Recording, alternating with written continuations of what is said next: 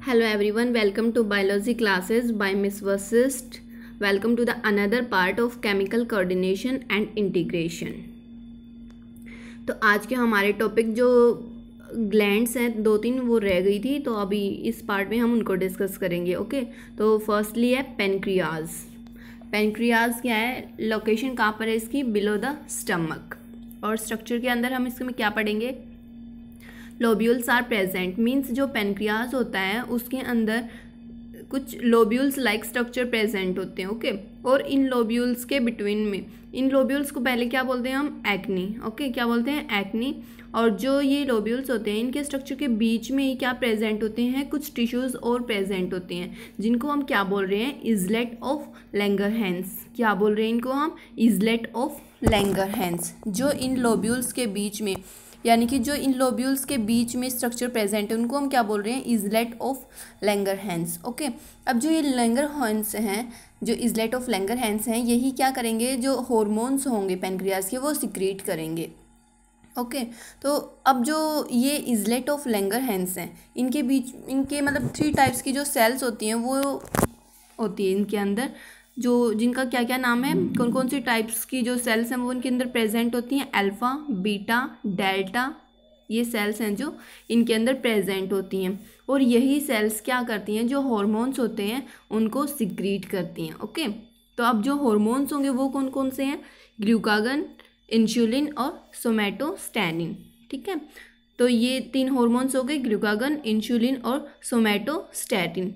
ठीक है, ये हार्मोन्स हैं जो ये तीनों की तीनों सेल्स हैं, ये इनको रिलीज़ करेंगी.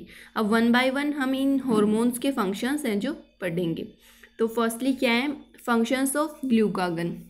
जो ग्लूकागन है वो कौन सिक्रीट करेगा, जो अल्फा सेल्स होती हैं वो है जो ग्लूकागन को सिक्रीट कर रहे हैं. ठीक है, अब जो मेन फंक्शन होता है ग्लूकागन का वो क्या है, maintain blood glucose level and stimulate gluconeogenesis. Means ये क्या करता है, ये ब्लड के अंदर जो ग्लूकोज लेवल है उसको क्या करता है, मेंटेन करता है. सबसे पहले तो क्या करता है, ये सबसे पहले ग्लाइकोजेनोलाइसिस करता है. मीन्स क्या करता है, ग्लाइकोजेनोलाइसिस में जो ग्लाइकोगन होता है उसको क्या करता है, लाइसिस मीन्स ब्रेक डाउन कर देता है. अब जो ग्लाइकोगन है उसको क्या कर देता है, इसने ब्रेक डाउन कर दिया. सेकंड क्या होगा, ये स्टिमुलेट करेगा किस प्रोसेस को, ग्लूकोनियोजेनेसिस, यानी कि ग्लूकोज की फॉर्मेशन को भी स्टिमुलेट करेगा, ग्लूकोज के प्रोडक्शन को भी क्या करेगा, ये स्टिमुलेट करेगा. सबसे पहले तो ग्लाइकोगन है उसको ब्रेक डाउन करेगा, उसके बाद ग्लाइकोगन है जो ब्रेक डाउन होकर क्या बनाएगा, ग्लूकोज है, उस प्रोसेस को भी क्या करेगा, ये स्टिमुलेट करेगा. और क्या करेगा, ये जो ग्लूकोज होगा उसको ब्लड के अंदर है वो इंक्रीज कर देगा. और थर्ड इसका फंक्शन क्या हो जाएगा कि ये जो सेल्स होती हैं बॉडी के अंदर, जो सेल्स प्रेजेंट हैं उनका जो अपटेक लेवल होता है, ग्लूकोज को लेने का जो उनकी कैपेसिटी होती है उसको क्या कर देगा, ये डिक्रीज कर देगा. ओके, तो इस तरीके से क्या होगा, जो ग्लूकोज है वो ब्लड के अंदर तो इंक्रीज हो जाएगा और जो सेल हैं उनके अंदर क्या हो जाएगा, डिक्रीज हो जाएगा. ठीक है, तो क्या हो जाएगा, इसको हम इसलिए क्या बोल रहे हैं, इस हार्मोन को, ग्लूकागन हार्मोन को, और हम क्या बोल सकते हैं, हाइपर ग्लाइसेमिक हार्मोन. ठीक है, हाइपर ग्लाइसेमिक हार्मोन. क्या, क्यों, क्योंकि ये ब्लड के अंदर जो ग्लूकोज की अमाउंट है उसको क्या कर रहा है, इंक्रीज कर रहा है. ओके, क्या कर रहा है, ये ग्लूकोज है जो उसके लेवल को ब्लड के अंदर इंक्रीज कर रहा है. ठीक है, फिर सेकंड है फंक्शन ऑफ इंसुलिन. इंसुलिन के क्या फंक्शन होते हैं, रेगुलेट ग्लूकोज होम्योस्टेसिस, यानी कि ये भी क्या करेगा, मेनली जो ग्लूकोज लेवल होगा उसको क्या करेगा, बैलेंस करेगा. कैसे बैलेंस करेगा, स्टिमुलेट ग्लाइकोजेनेसिस, यानी कि इसमें क्या करेगा, ये ग्लाइकोजेनेसिस, ऊपर वाले ग्लूकोगन के अंदर मैंने क्या बताया था, ग्लाइकोजेनोलाइसिस, यानी कि उसमें क्या हो रहा था, ग्लाइकोगन का ब्रेकडाउन हो रहा था. इसमें क्या हो रहा है, इंसुलिन के अंदर जो ग्लाइकोगन है वो उसकी फॉर्मेशन हो रही है. ओके, तो इसमें क्या होगा, सबसे पहले जो इंसुलिन होगा वो बीटा सेल्स होती हैं वो सिक्रीट करती हैं, और ये क्या करेगा, ग्लाइकोजेनेसिस करेगा, यानी कि ग्लाइकोगन की फॉर्मेशन करेगा. जो ग्लाइकोगन है वो किससे बनता है, हमारा ग्लूकोज से बनेगा. ठीक है, फिर हमारी क्या हो जाएगी, जो ग्लाइकोगन है उसकी फॉर्मेशन हो जाएगी. अब जो इंसुलिन है उसका जो मेन फंक्शन है यहाँ पर वो क्या हो जाएगा, ये इंक्रीज कर देगा कि जो ग्लूकोज है वो कौन ले, जो सेल्स होंगी उनकी कैपेसिटी इंक्रीज कर देगा, ताकि जो सेल्स हैं वो ज़्यादा से ज़्यादा ग्लूकोज है उसको अपटेक कर सकें। ठीक है, तो जो ग्लूकागन हो गया हमारा, जो ग्लूकागन है ये हमारा क्या कर रहा था, ब्लड के अंदर शुगर लेवल को इंक्रीज कर रहा था और सेल लेवल पर कम कर रहा था। लेकिन जो इंसुलिन है वो क्या कर रहा है, उसका अपोजिट कर रहा है, यानी कि ब्लड के अंदर है जो ग्लूकोज उसको तो कम कर रहा है और जो सेलुलर लेवल है उस पर क्या कर रहा है, ज़्यादा कर रहा है। तो ग्लूकागन और इंसुलिन है वो क्या करते हैं, मेंटेन कर देते हैं किसको, जो ग्लूकोज लेवल होता है उसको। ठीक है, तो इंसुलिन और ग्लूकागन है जो दोनों का काम है वो क्या है, ब्लड लेवल के अंदर क्या है, ग्लूकोज को मेंटेन करना। ठीक है, और अब क्या है कि जो नेक्स्ट वन क्या हमारा फंक्शन ऑफ सोमेटोस्टेटिन। जो सोमेटोस्टेटिन होता है ये हमारी जो डेल्टा सेल्स होती हैं, कौन सी सेल्स होती है हमारी, डेल्टा सेल्स, जो 3 टाइप्स की सेल बताई थी मैंने, अल्फा, बीटा और डेल्टा। तो जो डेल्टा सेल्स होती हैं वो क्या करती हैं, सोमेटोस्टेटिन को क्या करती हैं, रिलीज करती हैं। और इसका जो मेन फंक्शन है वो क्या होगा, ग्लूकागन और इंसुलिन है वो दोनों के सिक्रीशन को क्या करेगा, इनहिबिट करेगा। ठीक है, सोमेटोस्टेटिन के बारे में अभी आपको इतना ही करना है। नेक्स्ट है फिर disorder of pancreatic hormones, means जो पेनक्रियाज है जो ये हॉर्मोन सिक्रीट कर रहा है, ग्लूकागन, इंसुलिन, सोमेटोस्टेटिन ये रिलीज कर रहा है, जो अगर इनकी सिक्रीशन में कोई इम्बैलेंस बन जाता है, यानी कि या तो ये ज़्यादा सिक्रीट होने लग जाए या फिर ये कम सिक्रीट होने लग जाए, तो क्या क्या प्रॉब्लम्स हो सकती हैं। तो मेन प्रॉब्लम है वो कौन सी है हमारी, डायबिटीज़ मेलाइटस, यानी कि इसके अंदर क्या होगा, जो ग्लूकोज का जो लेवल है वो ब्लड के अंदर क्या हो रहा है, इंक्रीज हो रहा है। और कौन कर रहा था इसको, ग्लूकागन। ठीक है, ब्लड के अंदर ग्लूकोज लेवल का इंक्रीज होना उसको हम क्या बोल रहे हैं, डायबिटीज़ मेलाइटस। ठीक है, इसके अंदर क्या होगा, loss of glucose in the urine. अब क्या हो जाएगा, जो ग्लूकोज है उसका लॉस होगा यूरिन के अंदर, and form harmful components called the ketone bodies. और जो कुछ हार्मफुल कंपोनेंट है, केमिकल कंपोनेंट्स, उनकी फॉर्मेशन होने लग जाएगी, जिनको हम क्या बोल रहे हैं, कीटोन बॉडीज। ठीक है, and it can be treated with insulin therapy, means जो इंसुलिन के इंजेक्शंस होते हैं उसका यूज़ करके है जो इस प्रॉब्लम से हम रिलीव है जो कर सकते हैं। ओके, तो ये हो गए पेनक्रियाटिक हॉर्मोन्स और उनके डिसऑर्डर्स। अब नेक्स्ट वन है हमारे टेस्टिस।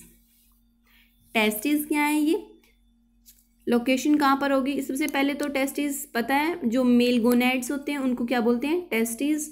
और जो टेस्टिस होते हैं वो पेयर के अंदर प्रेजेंट होते हैं। और लोकेशन कहाँ होती है इनकी, स्क्रोटम, यानी कि एक सेक लाइक स्ट्रक्चर होता है जिसको हम क्या बोल रहे हैं, स्क्रोटम। और इस स्क्रोटम के अंदर टेस्टिस हैं वो प्रेजेंट होते हैं पेयर के अंदर। ठीक है, अब अगर हम इसके स्ट्रक्चर की बात करें तो स्ट्रक्चर के अंदर क्या होगा कि जो कुछ हम, जैसे आपको पता है कि इनके स्ट्रक्चर में क्या होता है, सेमिनिफेरस ट्यूब्यूल्स। ठीक है, अब जो सेमिनिफेरस ट्यूब्यूल्स होती हैं उनके बीच में, यानी कि उनका जो इंटरस्पेस होता है उनके अंदर क्या प्रेजेंट होती हैं, लेडिग सेल्स प्रेजेंट होती हैं। ठीक है, उन लेडिग सेल्स से क्या होते हैं, जो हॉर्मोन्स होते हैं वो सिक्रेट होते हैं। ठीक है, सबसे पहले क्या होगा, स्ट्रक्चर के अंदर सेमिनिफेरस ट्यूब्यूल्स पता है, उनके अंदर क्या होती हैं, लेडिग सेल्स प्रेजेंट होती हैं। अब ये लेडिग सेल्स होती हैं ये क्या करेंगे, जो हॉर्मोन्स हैं उसको सिक्रेट करेंगी। ठीक है, कौन सा हार्मोन है उसको सिक्रेट करेंगी, मेनली कौन सा होता है आपका, एंड्रोजन। और उस एंड्रोजन के अंदर भी कौन सा होता है, टेस्टोस्टेरोन। ठीक है, तो अगर हम मेनली बात करें तो टेस्टिस हैं जो कौन सा जो हॉर्मोन्स है वो सिक्रेट करेंगी, टेस्टोस्टेरोन। ठीक है, अब जो इनका फंक्शन होगा टेस्टिस का वो क्या क्या होगा, सबसे पहले तो क्या है, development of accessory male sex organ, means जो मेल के जो सेक्स ऑर्गन होंगे वो उनको क्या करेगा, डेवलपमेंट करने में हेल्प करेगा। कौन कौन से सेक्स ऑर्गन होते हैं, जैसे सेमिनल वेसिकल्स हो गया, एपिडिडाइमस हो गया, यूरेथ्रा, ये सब क्या है इनके एक्सेसरी सेक्स ऑर्गन मेल के अंदर, उनकी क्या करेगा, डेवलपमेंट करने में हेल्प करेगा। और सेकंड क्या है इसका, also responsible for secondary sexual character, means जो मेल के अंदर सेकेंडरी सेक्शुअल कैरेक्टर्स होते हैं उनको भी डेवलपमेंट करने में ये हेल्प करेगा। कौन, टेस्टोस्टेरोन। कौन कौन से होते हैं, अब जो सेकेंडरी जो सेक्शुअल कैरेक्टर्स होते हैं वो कौन कौन से होते हैं, जैसे फेशियल जो ग्रोथ हो गई हेयर्स की फेस के ऊपर वो होती है, एक्सिलरी हेयर्स हो गए, और साउंड के अंदर जो चेंजेस होते हैं वो, और जो मस्कुलर बॉडीज़ होती है वो सब, ये सब जो कैरेक्टर्स ये किस में आ गए, सेकेंडरी सेक्शुअल कैरेक्टर के अंदर। ओके, तो टेस्टिस का तो इतना ही था बस, कि सबसे पहले आपको इसकी लोकेशन पता होनी चाहिए कि ये कहाँ प्रेजेंट होता है, कहाँ प्रेजेंट होता है। फिर ये स्क्रोटम के अंदर, और जो सेमिनिफेरस ट्यूब्यूल्स होते हैं उनके अंदर क्या प्रेजेंट होती हैं, लेडिक सेल। और ये लेडिक सेल्स क्या सिक्रीट करती हैं, हॉर्मोन्स। कौन सा हार्मोन, टेस्टोस्टेरोन।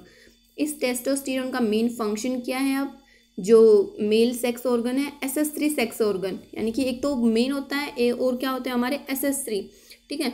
तो उन SS3 सेक्स ऑर्गन से क्या करेगा, डेवलपमेंट करने में हेल्प करेगा।